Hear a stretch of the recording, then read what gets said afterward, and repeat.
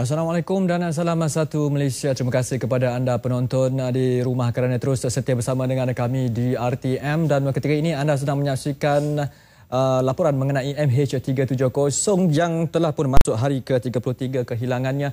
Meskipun banyak penemuan yang ditemukan, namun kita masih lagi gagal untuk mencari satu keputusan yang konkret di mana MH370. Seperti yang saya katakan tadi, hari ke-33 misi mencari pesawat Malaysia Airlines MAS MH370, 11 pesawat tentera, 4 pesawat awam dan 14 kapal dikerah ke kawasan meliputi 75,423 km persegi di selatan Lautan Hindi. Dan kabar terbaru, semalam kapal pertahanan Australia ADV Ocean Shield mengesan 2 bunyi detik akustik selepas mengesan isyarat itu kali pertama pada hari Ahad, manakala kapal China Haishun 01 pula mengesan 2 isyarat pada Jumaat dan Sabtu. Pusat Penyelarasan Agensi Bersama JACC memaklumkan pusat kawasan pencarian itu kira-kira 2,261 km di barat laut Perth. Sementara usaha mencari di dasar laut diteruskan dengan ADV Ocean Shield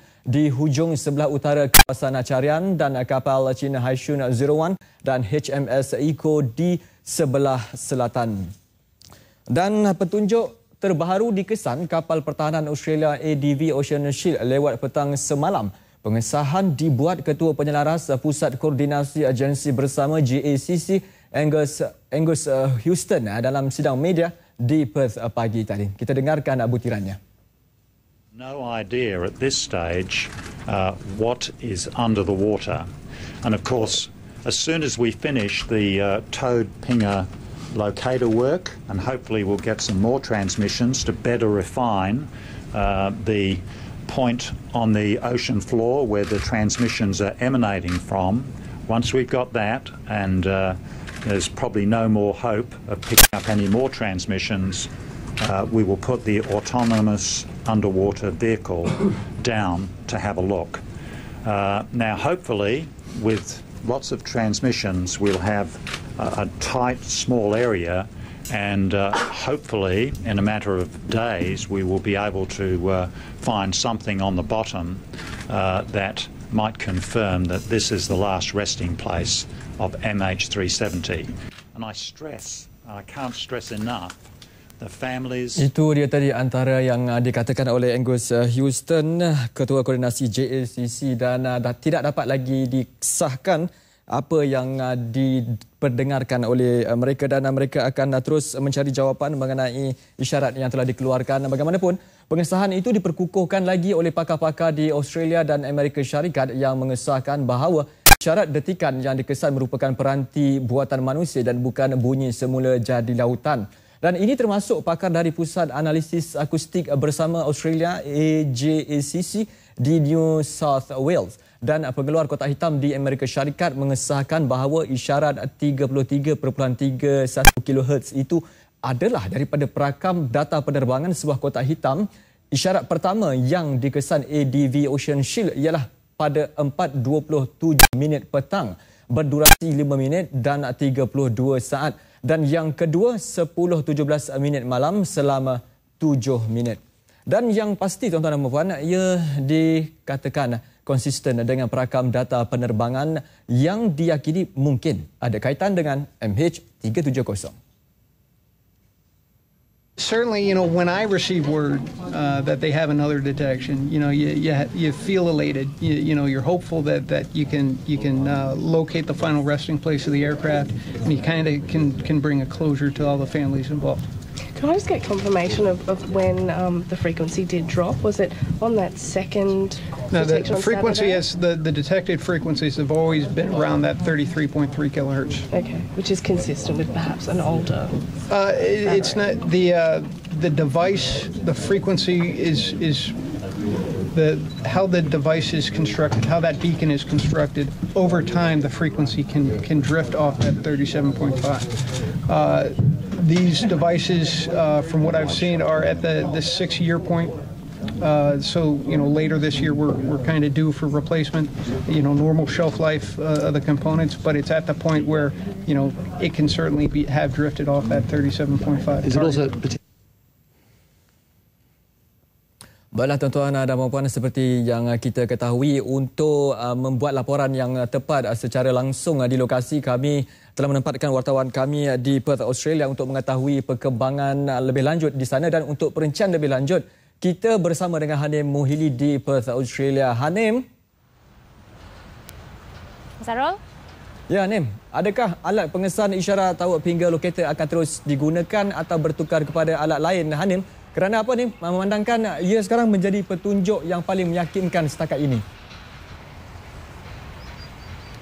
Zarul, seperti yang dimaklumkan oleh Ketua Koordinasi Pusat Koordinasi Agensi Bersama JACC Angus Houston dalam sidang medianya siang tadi ataupun pagi tadi, buat masa ini tiada peralatan dasar laut digunakan untuk operasi pencarian ini. Houston turut menambah bahawa Ocean Shield mampu mencari 6 kali ganda jumlah kawasan berbanding kenderaan bawah air.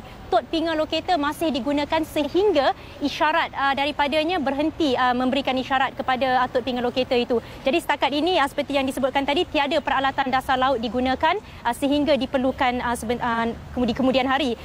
Houston juga berkata ia adalah penting ketika ini sebenarnya untuk mengumpul maklumat terlebih dahulu bagi menetapkan lokasi pencarian, memandangkan isyarat kotak hitam telah pun seperti yang kita tahu berhenti baterinya pada hari yang ke-30. Ini merupakan hari yang ke-33 usaha pencarian yang diteruskan untuk mencari pesawat MH370. Jadi untuk menjawab soalan Zarul, ya, pada masa ini tod finger locator masih digunakan oleh kapal Ocean Shield dan tiada peralatan dasar laut digunakan sehingga benar-benar diperlukan nanti, Zarul. Baik, Hanim, isyarat-isyarat itu semakin lemah, dan adakah tod finger locator ini mampu lagi untuk mengesan isyarat daripada kotak hitam itu? Ya, Zarul, seperti yang disebutkan tadi, memang pada sidang media di sebelah pagi tadi, Houston ada mengatakan bahawa perlu mengambil kira penggunaan automated vehicle ataupun satu lagi cara yang lebih berkesan untuk mengesan kotak hitam itu. Tetapi buat masa ini memandangkan tod finger locator masih boleh digunakan, jadi ia masih lagi mengeluarkan isyarat juga. Jadi sebab itu ia terus digunakan sehingga diperlukan ataupun alat lain diperlukan untuk menggantikan tod finger locator itu. Apapun, ingin juga saya berkongsi sedikit seperti yang telah dimaklumkan Zarul pada awal tadi. Sebenarnya kapal tentera laut Ocean Shield, kapal tentera laut Australia yang mengesan 2 isyarat di kawasan pencarian untuk pesawat MH370 ini, jaraknya sebenarnya bukan dekat antara satu sama lain, tetapi ia merupakan sesuatu yang konsisten memandangkan kapal yang sama telah mengesan 2 isyarat pada hari Sabtu. Jadi disebabkan itu juga ia dianggap sebagai satu petunjuk yang paling positif setakat ini, dan pihak berkuasa Australia juga optimistik bahawa sebarang serpihan yang mungkin ada kena mengena dengan MH370 dapat dikesan dalam masa beberapa hari sahaja lagi, dan kita mengharapkan bahawa apa sahaja penemuan yang dikesan oleh bukan sahaja pihak Australia tetapi negara-negara lain yang terlibat dapat disalurkan terus kepada media, kerana ketika ini masih lagi kami difahamkan bahawa pihak media tidak boleh untuk membuat sebarang liputan di pengkalan tentera udara di Raja Australia di Pierce, iaitu di bahagian utara bandar Perth ini, memandangkan beberapa aset baru diletakkan untuk mempertingkatkan usaha pencarian MH370. Difahamkan juga beberapa aset itu termasuk aset yang bakal mengambil alih tugas tod finger locator sekiranya isyarat yang dikesan menerusi alat pengesan itu berhenti pada bila-bila masa. Zarul.